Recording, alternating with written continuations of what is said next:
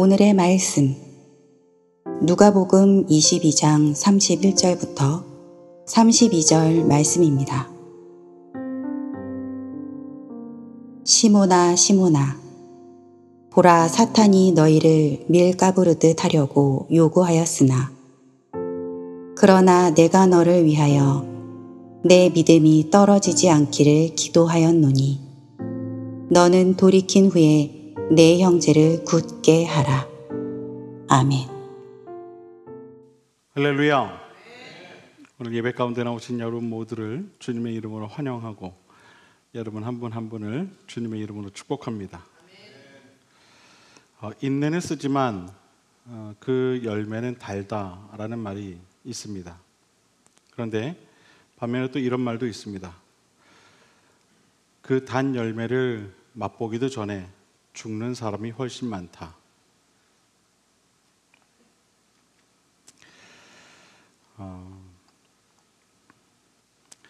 지금 행복한 사람이 나중에도 행복하다는 사실을 우리 너무나도 잘 알고 있습니다. 말처럼 쓴 인내만 경험하는 사람은 나중에도 행복할 확률이 그리 많지 않습니다. 행복한 사람은 자신의 인생을 성공해서 행복한 것이 아니라 지금 행복한 사람이 나중에 성공해서도 행복한 것입니다. 커너먼 교수는 2002년도 노벨 경제학상을 받은 사람입니다. 그는 인간의 행위를 결정하는 것은 경제적 논리가 아니라 심리적 해석에 기인한다는 이론으로 이 노벨상을 받았습니다. 그는 국가의 GNP가 높은 것이 행복의 척도가 되지 못하는 그 이유에 대해 말하기를 행복을 결정하는 것, 그것은 일상의 아주 가벼운 느낌들에 의하여 행복이 결정되는 것이라고 말합니다. 그래서 그가 제안하는 행복의 조건은 아주 간단합니다. 자신이 좋아하는 일에 시간을 투자하고 자신이 좋은 느낌을 가질 수 있는 일에 시간을 보다 많이 투자하라는 것입니다. 여기서 중요한 것은 그렇다면 과연 그 좋아하는 일은 무엇이어야 할까일 것입니다. 사도 바울은 데살로니가전서 5장 21절에서 이렇게 이야기합니다. 범사에 헤아려 좋은 것을 취하고 악은 어떤 모양이라도 버리라. 이 말씀을 근거로 우리가 이해한다면 좋은 일이라는 것은 바로 하나님과 가까워지는 모든 일, 악으로부터 멀어지는 모든 일이 곧 좋은 일이라 그렇게 말할 수 있을 것입니다. 우울한 날들을 참고 견디면 행복한 날이 오는 것이 아닙니다. 이것은 어찌 보면 희망 고문이 될 수도 있습니다. 그냥 그렇게 사는 것은 우울한 날들이 계속 될 뿐인 것입니다. 많은 사람들이 성공해서 은퇴하면 은퇴 후에 행복해야지 그렇게 삶을 삽니다. 그러나 하버드 대학의 이 앤더슨 교수가 25년간의 연구 결과를 토대로 발표하기를 성공했다고 여겨지는 사람일수록 잘 들으십시오. 은퇴한 이후 우울증이나 심장계통의 질환에 걸려 사망할 확률이 7배나 높다라는 발표를 했습니다. 여러분 생각해 보십시오. 기껏 힘들게 성공해서 은퇴했더니 정작 남는 건 우울증과 심장 질환이라면 여러분 그 인생이 얼마나 허망하겠습니까? 또 그런 노후가 얼마나 더 비참하겠습니까? 그러니 지금, 바로 지금 이 시간이 가장 중요한 시간이라는 사실을 우린 결코 망각해서는 안 되는 것입니다. 지금 이 시간.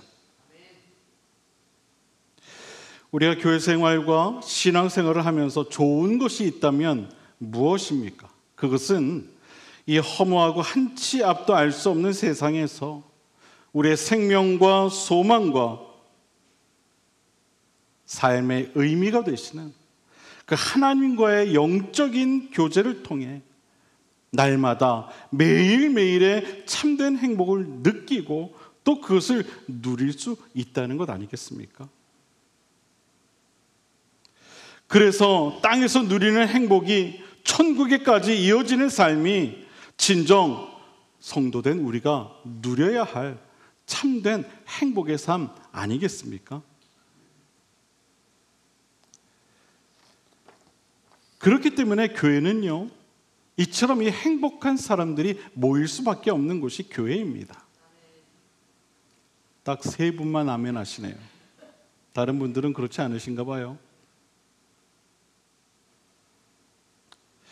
그 이유는 우리가 교회를 다닌다는 것은 남들이 알지 못하는 행복을 누린다는 것이고 날마다 하나님 안에서 새로운 소망을 꿈꾸는 것이기 때문에 그렇습니다. 세상은 알지 못하는 기쁨과 행복 그리고 소망과 평화를 누릴 수 있기 때문에 그런 겁니다. 신명기 기자는요, 성도, 즉 하나님의 사람들에 대해 이렇게 표현을 해요. 신명기 33장 29절 이하를 보면 이스라엘이여 너는 행복한 사람이로다. 여호와의 구원을 너같이 얻은 백성이 누구냐? 그는 너를 돕는 방패시요 내 영광의 칼이시로다. 내 대적이 내게 복종하리니 내가 그들의 높은 곳을 밟으리로다. 현대인의 성경을 보면 이렇게 번역을 하고 있어요. 이스라엘이여 너는 정말 행복한 자이다. 너처럼 여호와의 구원을 받은 민족이 어디 있느냐?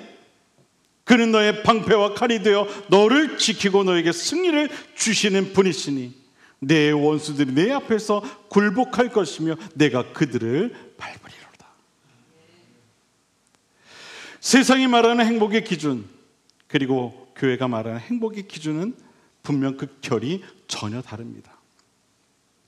세상이 말하는 행복의 기준이 물질적이라면 교회가 말하는 행복의 기준은 영적입니다. 그럴 수밖에 없어요. 마틴 루터는 교회에 대해 이렇게 이야기를 했습니다. 진정한 교회는 세상적인 눈으로 보면 참으로 누추하고 보잘것이 없다. 그러나 하나님 앞에서는 귀중하고 사랑스러우며 높은 평가를 받는다. 제사장 아론은 성전에 나올 때 장식품을 걸친 화려한 외모로 향기를 풍기며 영광스럽게 나타났으나 그리스도는 가장 천하고 보잘것 없는 모습으로 세상에 오셨다. 우리는 우리의 영혼이 잘 되고 범사에 잘 되어야 진정으로 행복하다는 사실을 깨달아야 할 줄 믿습니다. 아무리 범사에 잘 되고 영혼이 잘 되지 못하면 그 사람은요, 잘 들으십시오, 절대로 행복할 수 없습니다.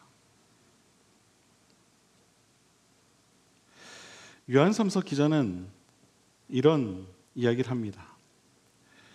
사랑하는 자여, 내 영혼이 잘됨 같이 내가 범사에 잘되고 강건하기를 내가 간구하노라. 세번역 성경을 보면 이렇게 번역을 합니다. 사랑하는 이여, 나는 그대의 영혼이 평안함과 같이 그대에게 모든 일이 잘되고 그대가 건강하기를 빕니다. 우리가 순서를 잘 봐야 돼요. 그대의 영혼이 평안함 같이, 그렇게 이야기를 해요. 그리고 그 뒤에 그렇게 이야기를 합니다. 그대에게 모든 일이 잘 되고 그대가 건강하기를 빕니다. 성도는 세상이 말하는 행복의 기준을 가지고 살아가는 사람들이 아닙니다. 그걸 잘 아셔야 돼요. 성경이 말하는 행복의 기준을 가지고 살아가는 사람들이죠. 그래서 성경은 우리에게 말하는 겁니다. 영혼이 잘됨 같이 범사에 잘 되기를 바란다. 그 기준을 분명히 하라는 것입니다. 사랑하는 여러분, 우리는 먼저 우리의 영혼이 잘 되어야 한다는 사실을 결코 잊어서는 안 될 줄로 믿습니다. 왜냐하면요, 영혼이 행복해야 여러분 내 삶에 행복할 수 있기 때문에 그래요. 우리 삶의 행복의 목적이 다른 곳에 있어서는 안 된다는 거예요. 세상이 말하는 이 범사에 잘 되는 것에 맞춰져 있어서는 안 된다는 겁니다. 그러면은요, 누구도 행복할 수가 없어요. 빌 게이츠도 그렇게 살면 행복하지 않을걸요? 그런 것들은 내 영혼이 잘 된 다음의 문제이지, 그것이 먼저가 내 삶의 우선순위가 되어서는 결코 행복할 수 없다는 겁니다. 먼저 나의 영혼이 잘 되기를 바라는 그런 삶을 살아갈 때에 내 삶이 행복할 수 있는 것입니다. 앞서 말한 것처럼 사탄은요, 교회를 자꾸 공격합니다. 세상의 가치를 가지고 교회를 공격해요. 세상의 어떤 그 행복하다고 하는 그런 가치들을 자꾸 교회로 가지고 들어와요. 그런 것들을 가지고 들어와서 무엇이 신앙생활의 목적이고 무엇이 교회의 존재 이유인지를 자꾸만 혼란스럽게 만들어요. 이것은 곧 성도들의 마음의 행복을 빼앗아가는 결과로 이어지게 되죠. 오늘날 실제로 이런 이유로 인해 교회가 분열되기도 하고 또 행복해야 할 성도들의 삶이 얼마나 많이 피폐해져 있는지 모릅니다. 자꾸만 세상의 가치들이 들어와서.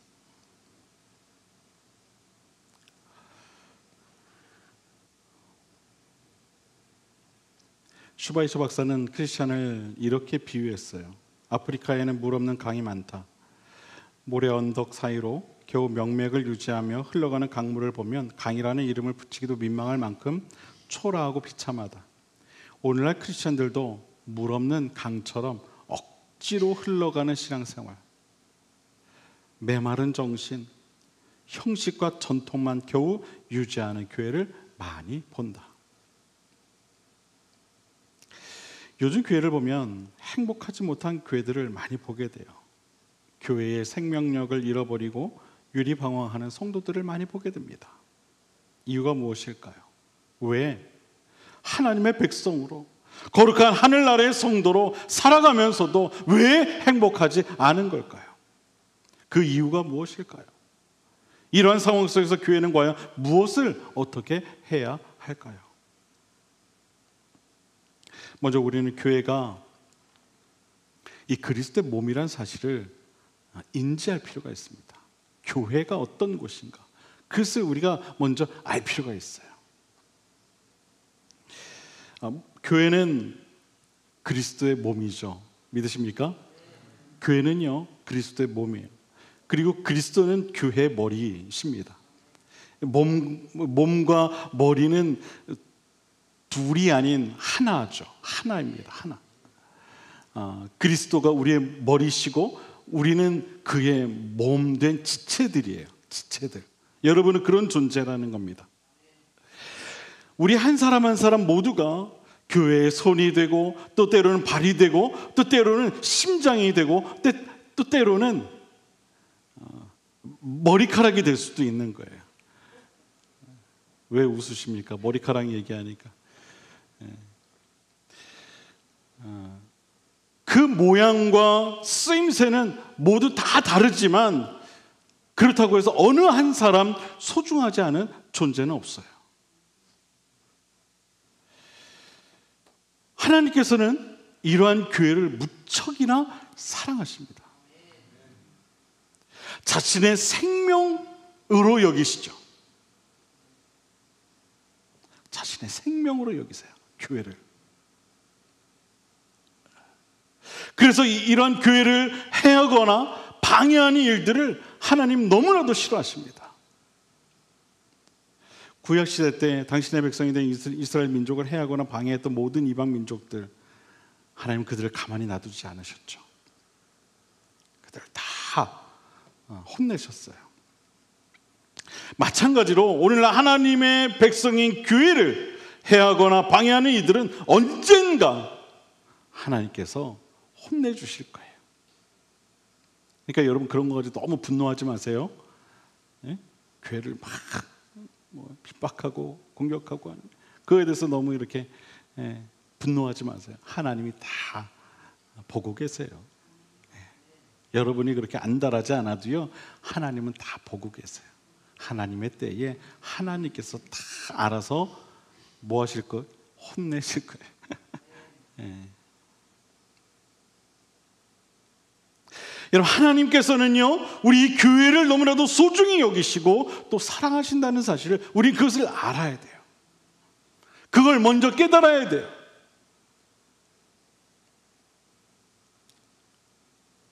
하나님께서는 이런 이 교회를 향해 우리 이 교회가 온전함을 유지하고 또 성도 간에 더더욱 함께 소중히 여기고 사랑할 것을 요청하세요. 고린도전서 12장 24절 25절을 보면 이런 말씀이 나와요. 오직 하나님이 몸을 고르게 하여 부족한 지체에게 귀중함을 더하사 몸 가운데서 분쟁이 없고 오직 여러 지체가 서로 같이 돌보게 하셨느니라. 이렇게 말씀하고 계세요. 교회 안에서 어떤 세상 일과 세상의 가치와 세상의 여러 가지 그런 소식들로 인해서 분쟁하지 않길 바라세요. 오직 서로 함께 돌볼 것을 권면하시죠.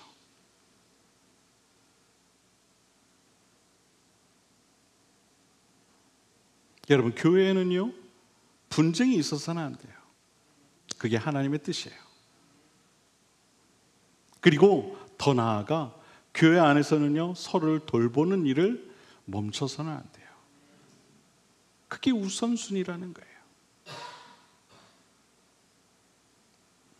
서로를 돌본다는 것은 주의 깊게 관심을 가지고 최선을 다해 보호하고 노력하는 것을 의미하는 거예요. 그게 돌보는 거예요. 영적인 잘못과 실수로부터 혹은 죄악과 세상의 유혹으로부터 안전할 수 있도록 서로를 지켜주는 것, 그게 돌보는 거예요.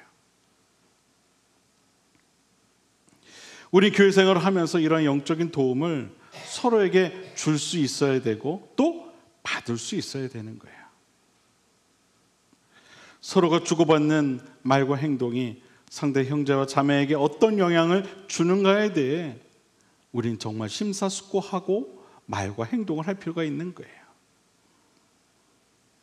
습관적으로 말하고 습관적으로 행동하는 것은요, 성숙한 성도의 모습이 아니에요. 교회 안에서의 성도의 교제는 바로 이런 거예요.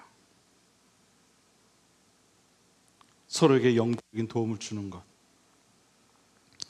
그래서 서로가 선한 영향력을 끼치는 것. 이것이 교회 안에서 만들어져야 할 성도의 교제입니다. 교회 안에는요, 정말 다양한 분들이 계세요. 믿음도 다르고요, 생김새도 다르고요, 삶의 형편도 다르고요, 또 그로 인한 어떤 생활 습관들도요, 다 달라요. 다 다릅니다. 그래서 뭐 생각하는 거, 말하는 거, 행동하는 거, 사람을 대하는 태도 같은 이 모든 게 다 다릅니다. 그런데 역설적으로요, 그렇기 때문에 우린 더욱 서로를 돌봐야 하는 거예요. 그렇기 때문에. 여러분, 사후정 이야기 잠깐 하겠습니다. 하루는요, 초등학교 5학년인 사후정의 아들이 정말 아주 신이 나서 집으로 들어오는 거예요. 이 사후정이 아들에게 물었어. 야, 얘 뭐 그렇게 신났냐? 그랬더니 이 사후정의 아들이 그랬대요. 아빠, 내가 교회 가서 예배드리고 나와서 집에 오는데 우리 집에 오는 버스가 오는 거야. 그래서 내가 그 버스 뒤를 따라서 뛰어왔다. 그래서 내가 버스비를 아꼈어. 막 신나서 얘기를 하는 거야. 여러분 같으면 이런 아들을 둔 아버지라면, 엄마라면 여러분은 어떻게 이야기하시겠어요? 예? 네? 뭐라고 이야기하시겠어요? 이 사후정이 그랬대요. 아이고, 이 녀석아, 택시를 따라왔으면 택시비를 벌었을 거 아니야.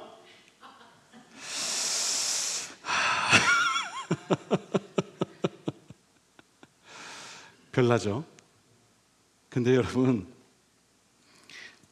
교회에는요, 이 사후정보다 더 특별한 분들이 많이 계시다는 거예요.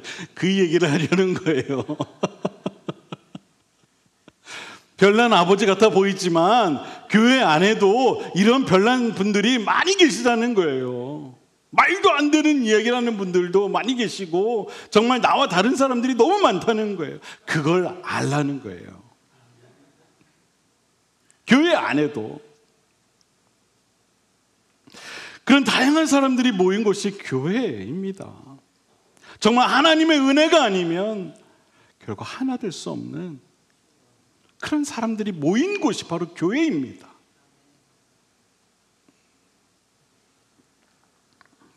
사도 바울은 에베소서 4장에서 이렇게 다양한 사람들이 모인 교회를 온전케 하기 위해 이런 겉면의 이야기를 해요.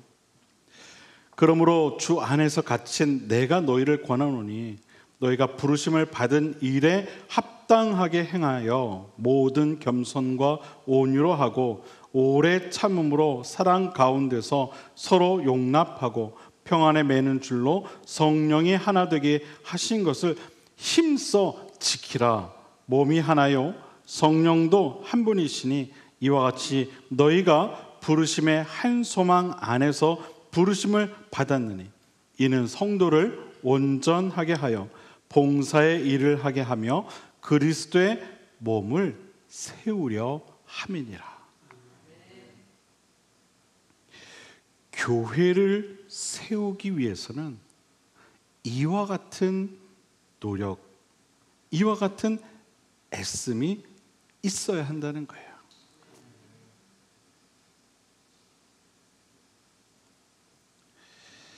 여러분, 우리가 그리스도의 몸된 교회를 온전케 하기 위해서는 서로를 돌보며 때로는 겸손하게, 때로는 온유하게,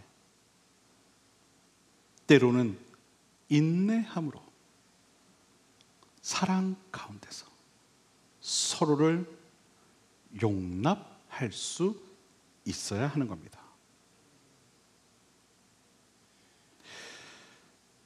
교회 안에서 서로를 돌본다는 것은 이런 겁니다.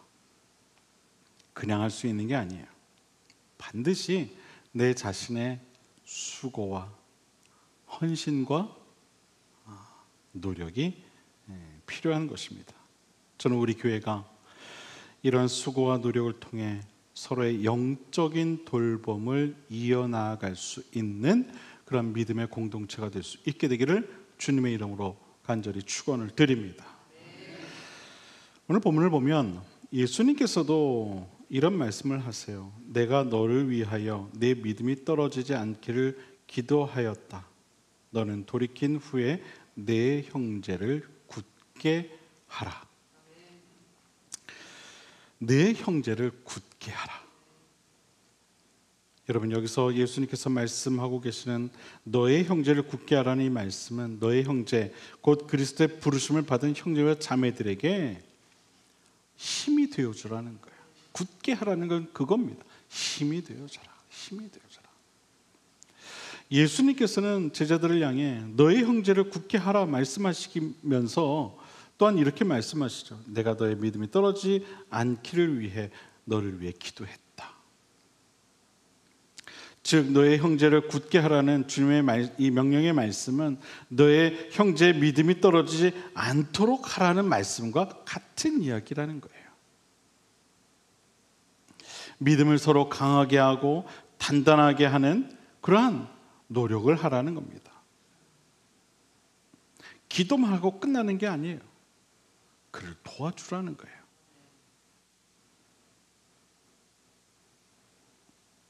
성도는 이처럼 교회 안에서 서로의 믿음을 강하고 단단하게 세워줄 그런 의무와 책임이 있습니다. 왜냐하면 주님께서 그렇게 하라 말씀하셨기 때문에 그래요. 나만 잘 되면 된다는 식의 그런 신앙은 결코 하나님께서 원하시는 신앙이 아닙니다. 에휴, 난 몰라 라는 식의 신앙도 하나님께서 원하시는 신앙이 아닙니다. 서로를 위해 혹은 교회를 위해 좋은 것으로 채워줄 수 있는 신앙이 하나님께서 원하고 바라시는 신앙인 줄 여러분 꼭 믿으시길 바랍니다. 교회는요, 서로를 위해 좋은 것으로 충족해 줄 수 있어야 돼요. 초대교회 성도들이 그랬죠. 날마다 모여서 서로에게 좋은 것들을 나눴어요. 그것이 무엇이 되었든 서로에게 좋은 것을 나눴어요. 그랬더니 여러분 어떤 역사가 일어납니까? 세상 사람들이 그들을 칭송했다. 그들의 그 선한 모습을 보고 세상 사람들이 칭찬했다는 거예요. 야, 정말 저게 교회구나. 야, 교회는 저런 모습이구나. 그러면서 그들을 칭송했다고 이야기를 해요.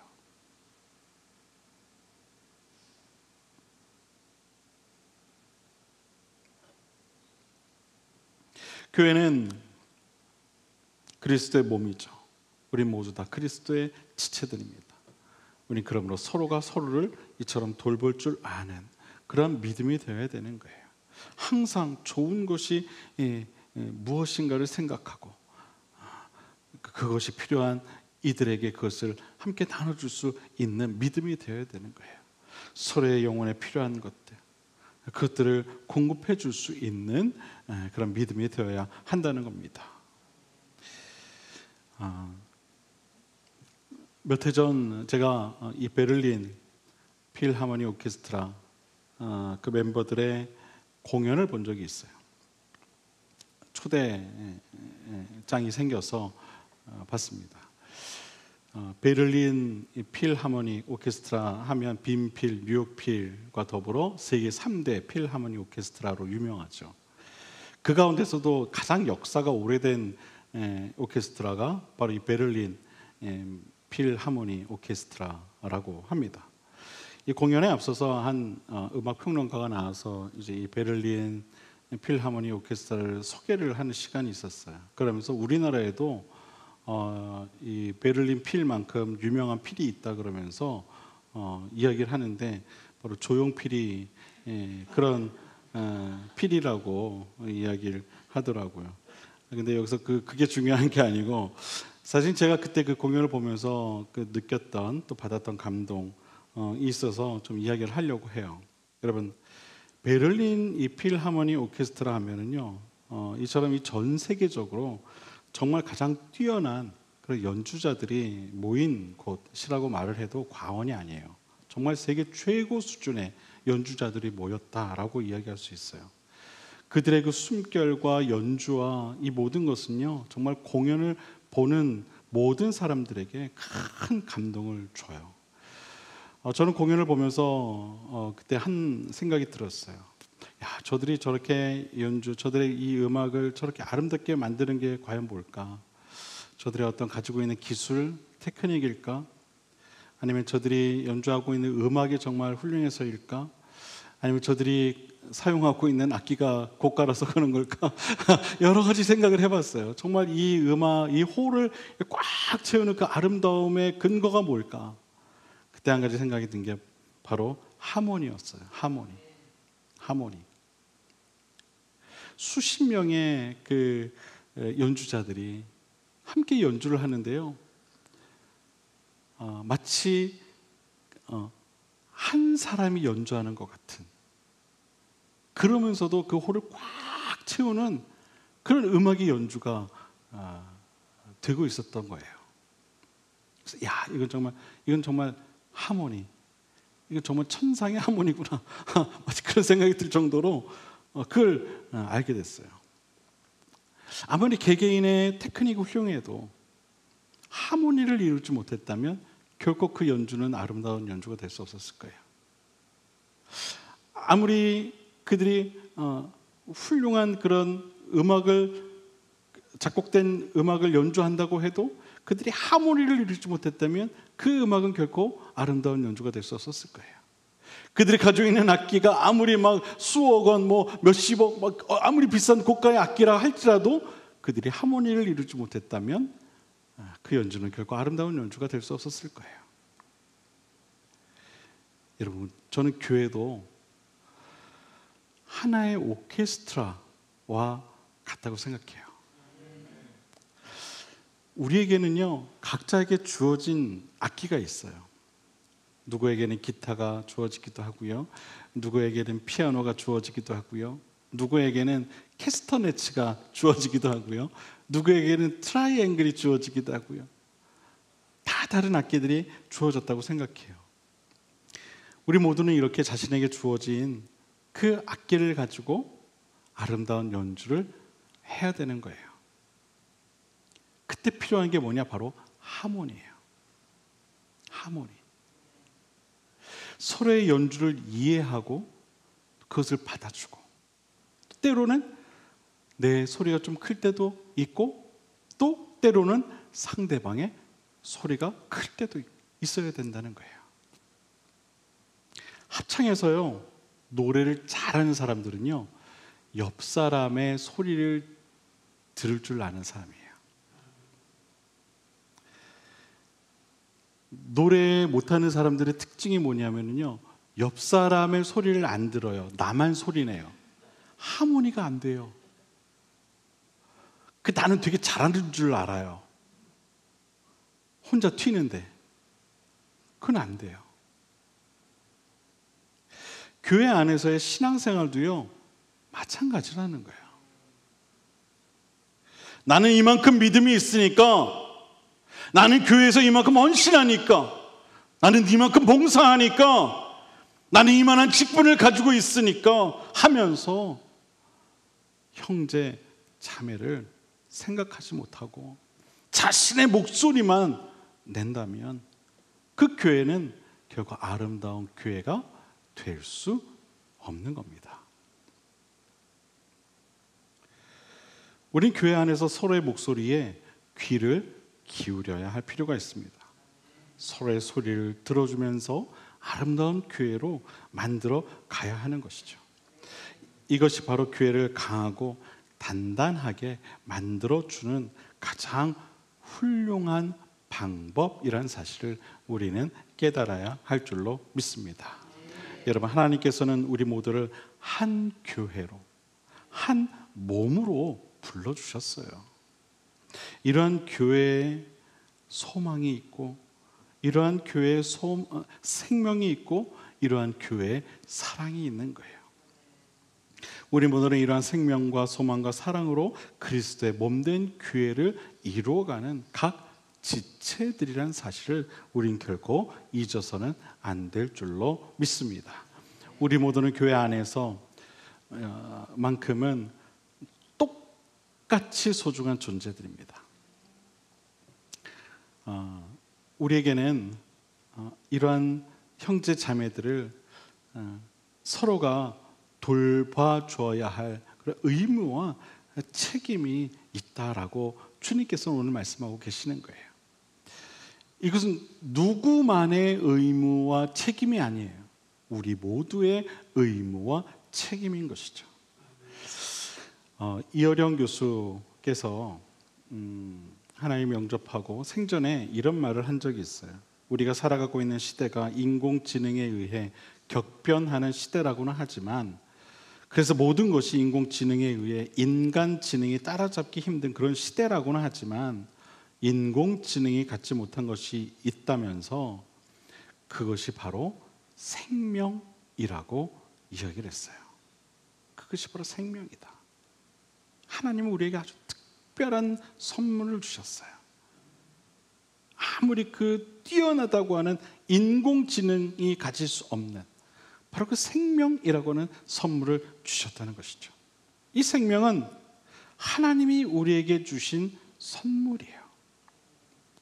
오늘 본문에서 주님은 우리에게 분명히 말씀하고 계세요. 너의 형제를 굳게 하라. 옆에 있는 형제의 믿음을 돌봐야 한다. 옆에 있는 자매의 믿음을 돌봐야 한다. 옆에 있는 형제와 자매에게 정말 좋은 것이 무엇인가를 깊이 고민하고 정말 그의 생명을 소중히 여기며 그에게 도움이 될 줄 아는 그런 믿음이어야 한다.